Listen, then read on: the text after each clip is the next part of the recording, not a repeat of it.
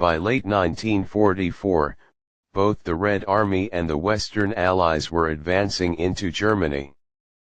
Recognizing the strength and determination of the Red Army, Hitler decided to use his remaining mobile reserves against the American and British armies, which he perceived as far weaker. On December 16, he launched the Ardennes offensive to incite disunity among the Western Allies and perhaps convince them to join his fight against the Soviets. After some temporary successes, the offensive failed. With much of Germany in ruins on January 1945, Hitler spoke on the radio, "However grave as the crisis may be at this moment, it will, despite everything, be mastered by our unalterable will."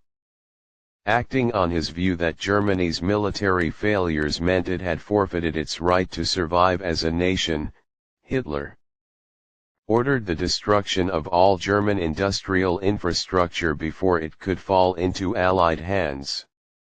Minister for Armaments Albert Speer was entrusted with executing this scorched earth policy, but he secretly disobeyed the order. Hitler's hope to negotiate peace with the United States and Britain was encouraged by the death of U.S. President Franklin D. Roosevelt on April 12, 1945, but, contrary to his expectations, this caused no rift among the Allies.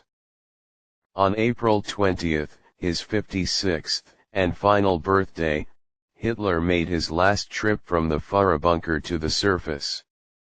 In the ruined garden of the Reich Chancellery, he awarded Iron Crosses to boy soldiers of the Hitler Youth, who were now fighting the Red Army at the front near Berlin. By April 21, Georgy Zhukov's First Belarusian Front had broken through the defenses of General Gotthard Heinrich's army. Group Vistula during the Battle of the Seelow Heights and advanced to the outskirts of Berlin.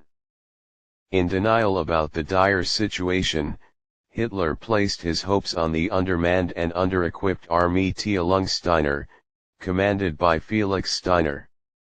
Hitler ordered Steiner to attack the northern flank of the salient, while the German Ninth Army was ordered to attack northward in a pincer attack. During a military conference on April 22, Hitler inquired about Steiner's offensive. He was informed that the attack had not been launched and that the Soviets had entered Berlin. Hitler ordered everyone but Wilhelm Keitel, Alfred Jodl, Hans Krebs, and Wilhelm Burgdorf to leave the room, then launched into a tirade against the perceived treachery and incompetence of his generals, culminating in his declaration for the first time that everything is lost. He announced that he would stay in Berlin until the end and then shoot himself. By April 23, the Red Army had surrounded Berlin, and Goebbels made a proclamation urging its citizens to defend the city.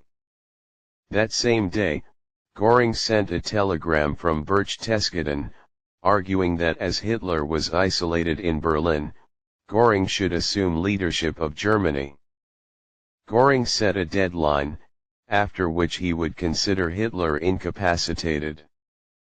Hitler responded by having Göring arrested, and in his last will and testament of April 29, he removed Göring from all government positions.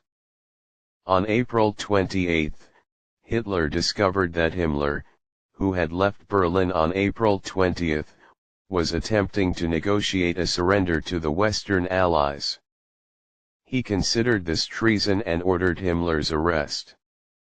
He also ordered the execution of Hermann Fegelein, Himmler's SS representative at Hitler's headquarters in Berlin, for desertion. After midnight on the night of April 28 to 29, Hitler married Eva Braun in a small civil ceremony in the Führer bunker. Later that afternoon, Hitler was informed that Mussolini had been executed by the Italian resistance movement on the previous day, This is believed to have increased his determination to avoid capture. On April 30, Soviet troops were within 500 meters of the Reich Chancellery when Hitler shot himself in the head and Braun bit into a cyanide capsule.